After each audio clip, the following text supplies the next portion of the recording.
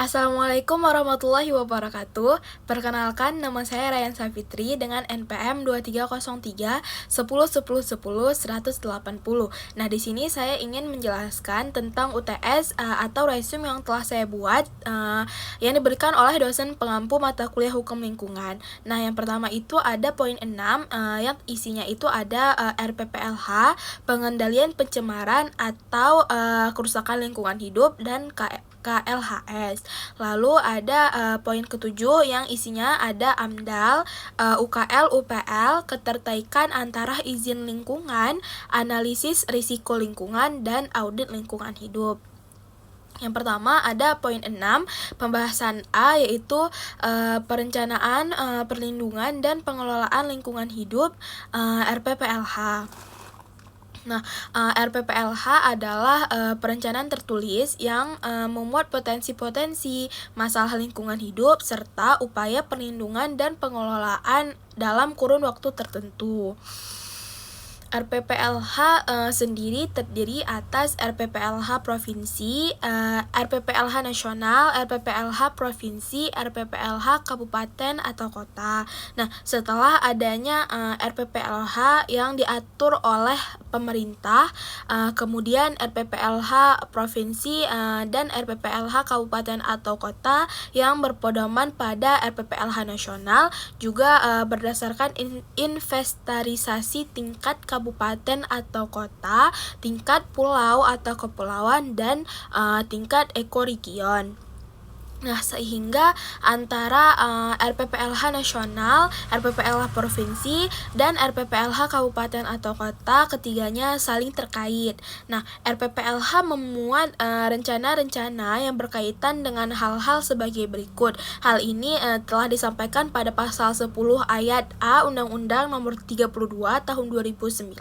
Nah, yang pertama ada pemanfaatan dan atau pencadangan sumber daya alam. Yang kedua ada pemeliharaan dan perlindungan kualitas dan atau fungsi lingkungan hidup. Yang ketiga ada pengendalian, pemantauan, serta pendayagunaan dan pelestarian sumber daya alam. Terus yang keempat ada adaptasi dan mitigasi terhadap perubahan iklim. Selanjutnya kita masuk ke pembahasan B, yaitu pengendalian pencemaran dan atau kerusakan lingkungan hidup. Pengendalian pencemaran dan atau kerusakan lingkungan hidup merupakan regulasi yang bertujuan untuk mengatur upaya dan kerusakan lingkungan hidup di Indonesia. Nah, pengendalian ini mencakup berbagai aspek. Yang pertama itu ada aspek pencegahan. Nah, aspek ini berfokus pada langkah-langkah untuk mencegah pencemaran atau kerusakan lingkungan yang terjadi. Kerusakan lingkungan sebelum terjadi. Nah, contohnya itu ada penggunaan teknologi ramah lingkungan. Terus yang kedua ada penanggulangan. Penanggulangan itu merupakan langkah-langkah yang diambil setelah pencemaran atau kerusakan terjadi. Nah, hal ini dilakukan untuk membatasi atau mengurangi dampak dari bencana tersebut. Nah, contohnya itu ada membersihkan tumpahan minyak yang ada di laut. Nah, lalu ada tahap ketiga yaitu pemulihan. Tahap ini adalah upaya untuk mengembalikan lingkungan yang tadinya rusak menjadi kondisi semula atau setidaknya lebih baik untuk ditinggali. Nah, contohnya itu ada restorasi hutan. Lalu yang ketiga ada kajian lingkungan hidup KLHS. Nah, kajian lingkungan hidup strategis atau KLHS adalah instrumen pencegahan yang dimandatkan Undang-Undang Nomor 32 Tahun 2009 tentang perlindungan dan pengelolaan lingkungan hidup untuk wajib dilaksanakan pemerintah dan pemerintah daerah dalam memastikan perencanaan pembangunannya telah sesuai dengan prinsip pembangunan berkelanjutan. Nah, kewajiban KLHS oleh pemerintah daerah tersebut juga ditegaskan kembali dalam Undang-Undang Nomor 32 Tahun 2014 tentang pemerintah daerah. Nah, menurut Undang-Undang tentang perlindungan dan pengelolaan lingkungan hidup, KLHS harus dilakukan dalam penyusunan dan evaluasi rencana tata ruang wilayah. Rencana pembangunan jangka menengah dan panjang, kebijakan dan program yang berpotensi menimbulkan dampak atau resiko terhadap lingkungan hidup. Lalu poin ketujuh, analisis mengenai dampak lingkungan hidup AMDAL.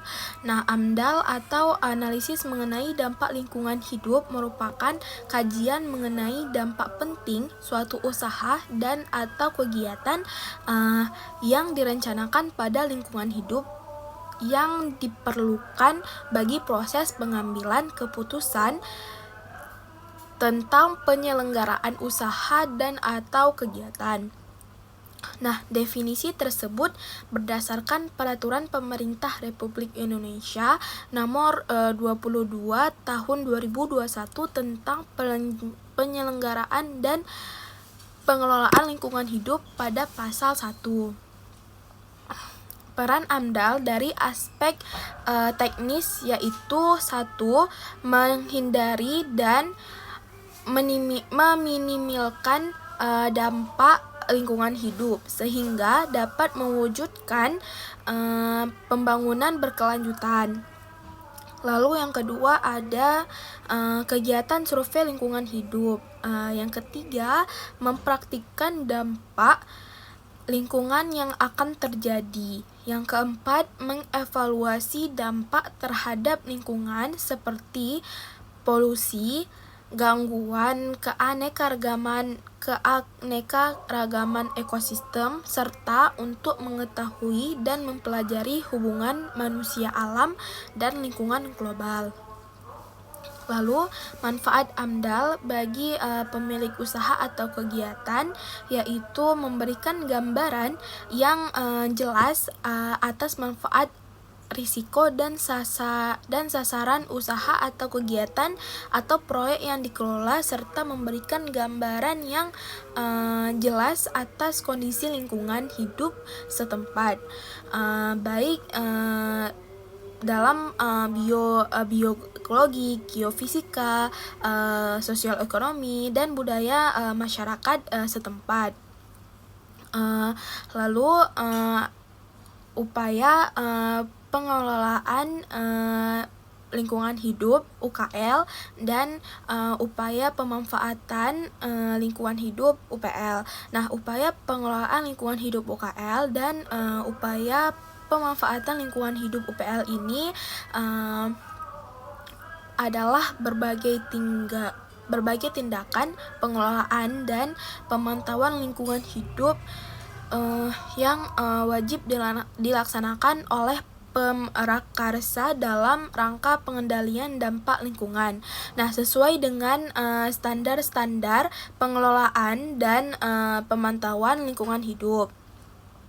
Lalu setiap usaha dan atau kegiatan yang tidak wajib dilengkapi dengan AMDAL wajib melakukan upaya pengelolaan lingkungan hidup dan pemanfaatan lingkungan hidup.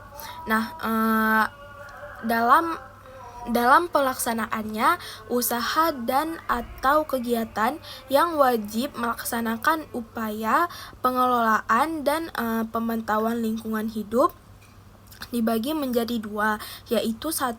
Usaha dan atau kegiatan yang cukup mengikuti standar pengelolaan dan pemantauan lingkungan hidup yang ada tanpa dokumen UKL dan UPL. Dan yang kedua ada usaha dan atau kegiatan yang masih memerlukan identifikasi dampak sehingga wajib dilengkapi dengan dokumen UKL dan UPL. Lalu, penyusunan dokumen UKL dan UPL tidak dilakukan dalam bentuk kajian terpadu, sebagaimana kajian AMDAL. Dokumen UKL dan UPL lebih merupakan pada pemenuhan persyaratan dan standar teknis di bidang lingkungan hidup. Nah, yang B ada keterkaitan antara izin lingkungan dengan AMDAL dan izin usaha dan atau kegiatan. Dalam Undang-Undang Nomor 32 Tahun 2009 tentang Perlindungan dan Pengelolaan Lingkungan Hidup atau UU PPLH terdapat dua jenis izin, yakni pertama, izin lingkungan adalah izin yang diberikan kepada setiap orang yang melakukan usaha dan atau kegiatan yang wajib AMDAL atau UKL-UPL dalam rangka perlindungan dan pengelolaan lingkungan hidup sebagai persyaratan untuk memperoleh izin usaha dan atau kegiatan. Nah, ini terdapat pada pasal 1 angka 35. Lalu yang kedua, izin usaha dan atau kegiatan adalah izin yang diterbitkan oleh instansi teknis untuk melakukan usaha dan atau kegiatan. Hal ini terdapat pada pasal 1 angka 36. Nah, dalam undang-undang ini izin lingkungan merupakan syarat untuk mendapatkan izin usaha dan atau kegiatan. Untuk memperoleh izin usaha dan atau kegiatan, orang atau badan hukum terlebih dahulu mengurus dan mendapatkan izin lingkungan. Nah, sementara izin lingkungan itu sendiri diperoleh setelah memenuhi syarat-syarat dan menempuh prosedur administrasi. Nah, izin usaha atau kegiatan tidak akan diterbitkan jika tidak dilengkapi dengan izin lingkungan. Lalu ada analisis risiko lingkungan. Nah, analisis risiko lingkungan atau disingkat menjadi ARL adalah proses memperkirakan resiko pada organisme, sistem, atau populasi dengan segala ketidakpastian yang menyertainya. Nah, setelah terpapar oleh agen tertentu dengan memastikan karakteristik agen dan sasaran yang spesifik, menekankan proses keseimbangan antara biaya yang dikeluarkan untuk mengurangi risiko lingkungan dengan keuntungan yang diperoleh dari berkurangnya risiko lingkungan tersebut. Nah, jadi intinya analisis risiko lingkungan adalah proses prediksi kemungkinan dampak negatif yang terjadi terhadap lingkungan akibat dari kegiatan tertentu. Lalu D, audit lingkungan hidup. Secara sederhana, audit lingkungan hidup merupakan proses evaluasi. Namun dalam rangka menjamin proses evaluasi tersebut akurat dan dapat dipertanggungjawabkan, maka suatu audit lingkungan harus dilakukan secara sistematis, terdokumentasi, dan melalui tahap verifikasi. Selanjutnya, untuk menjamin bahwa hasil audit tersebut dapat ditindaklanjuti secara efektif, hasil audit harus dapat dikomunikasikan kepada manajemen agar mendapat komitmen untuk upaya perbaikan di masa mendatang. Lalu audit lingkungan mempunyai beberapa fungsi, yaitu untuk mengkaji potensi atau efek dari suatu pemaparan. Yang kedua, mengkaji resiko dan potensi masalah. Yang ketiga, merekomendasikan tindakan di masa mendatang. Mungkin hanya ini yang dapat saya sampaikan mengenai resume yang telah saya buat. Saya mohon maaf apabila ada kesalahan-kesalahan kata. Terima kasih atas perhatiannya. Saya akhiri. Wassalamualaikum warahmatullahi wabarakatuh.